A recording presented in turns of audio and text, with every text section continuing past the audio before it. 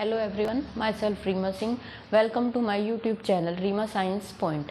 आज हम आपको एक्टिव और पैसिव ट्रांसपोर्ट के बारे में बताएंगे और इनके एग्जाम्पल के साथ हम समझेंगे कि किस तरीके से सेल में एक्टिव और पैसिव ट्रांसपोर्ट होता है। तो चलिए स्टार्ट करते हैं। ट्रांसपोर्ट आप सभी लोगों को पता होगा, ट्रांसपोर्ट टू टाइप्स का होता है। एक तो आपका एक्टिव ट्रांसपोर्ट होता है, दूसरा आपका पैसिव ट्रांसपोर्ट होता है। एक्टिव ट्रांसपोर्ट में क्या होता है कि आपका ये जो होता है लो कंसंट्रेशन से हाई कंसंट्रेशन की तरफ होता है। मैंने यहाँ पे लिखा हुआ भी है कि ऐसे होता है, लो से हाई कंसंट्रेशन की तरफ होता है।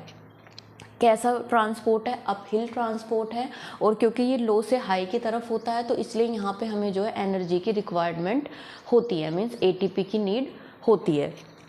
इसका एग्जाम्पल है सोडियम पोटेशियम पंप। इसके नीचे मैंने लिखा हुआ है एंटीपोट। तो ये एंटीपोट किस तरीके से होता है ये हम अभी समझेंगे।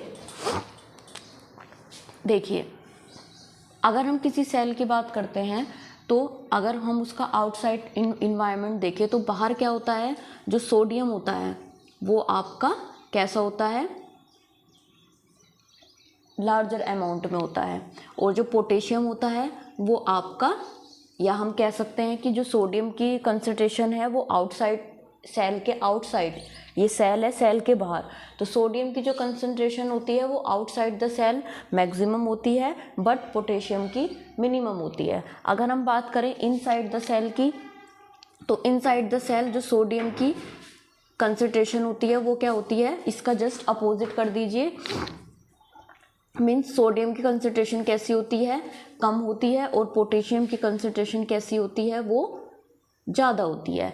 अब यहाँ पे क्या होता है, अब मैंने आपको बताया क्योंकि ये एक्टिव ट्रांसपोर्ट है, तो एक्टिव ट्रांसपोर्ट होने के कारण क्या होगा, जो हमारा कंसंट्रेशन है वो, या जो हमारा ग्रेडियंट है वो किसकी तरफ मूव करेगा, लो से हाई की तरफ। तो जो सोडियम है वो आपका कहाँ करेगा, लो से हाई की तरफ। तो सोडियम के 3 मॉलिक्यूल्स क्या होते हैं, 3 मॉलिक्यूल्स ये आपके क्या होते हैं, बाहर की तरफ मूव होते हैं। और यहाँ पे आपका क्या होता है, जो पोटेशियम है उसके मॉलिक्यूल्स आपके अंदर की तरफ मूव करते हैं, 2 मॉलिक्यूल्स ऑफ पोटेशियम।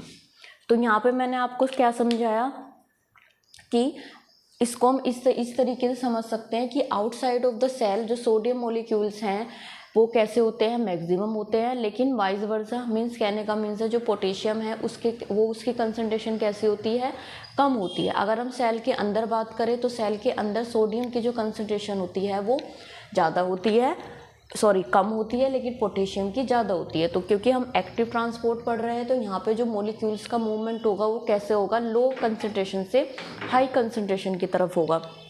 तो सोडियम की अंदर क्या है, कंसंट्रेशन कम है तो ये बाहर की तरफ मूव करेगा, और इसकी क्या है, बाहर कम है तो ये अंदर की तरफ मूव करेगा।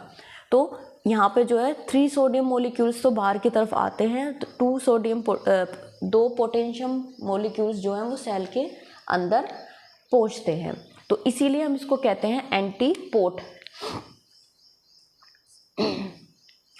एंटीपोट का मतलब क्या होता है कि जो मूवमेंट होता है मॉलिक्यूल्स का वो दोनों ही डायरेक्शन में होता है, इनसाइड भी और आउटसाइड भी। तो इसलिए इस वाले मूवमेंट को हम क्या कहते हैं, एंटीपोट। तो ये था हमारा सोडियम पोटेशियम पंप, और ये कौन से ट्रांसपोर्ट पे आपका वर्क करता है, एक्टिव ट्रांसपोर्ट पे आपको पता होना चाहिए। और एक्टिव ट्रांसपोर्ट में आपको ये भी पता होना चाहिए कि ये लो से हाई कंसंट्रेशन की तरफ होता है, इसलिए यहाँ पे एनर्जी की भी, या हम कह सकते हैं एटीपी की भी रिक्वायरमेंट होती है। चलिए अब हम बात करते हैं पैसिव ट्रांसपोर्ट की। एक्टिव ट्रांसपोर्ट के जस्ट अपोजिट हमारा क्या होता है, पैसिव ट्रांसपोर्ट होता है। मीन्स ये हाई कंसंट्रेशन से लो कंसंट्रेशन की तरफ, इसमें क्या होता है, जो मॉलिक्यूल्स हैं उनका मूवमेंट होता है। तो यहाँ पे क्या होगा, ये डाउन हिल है मूवमेंट, और यहाँ पे हमें एनर्जी की रिक्वायरमेंट नहीं होती। अब अगर हम पैसिव ट्रांसपोर्ट की भी बात, उससे पहले हम पैसिव ट्रांसपोर्ट का एग्जाम्पल देख लेते हैं। पैसिव ट्रांसपोर्ट का एग्जाम्पल होता है मैं यहाँ लिख देती हूँ, रीएब्सॉर्प्शन ऑफ न्यूट्रिएंट्स बाय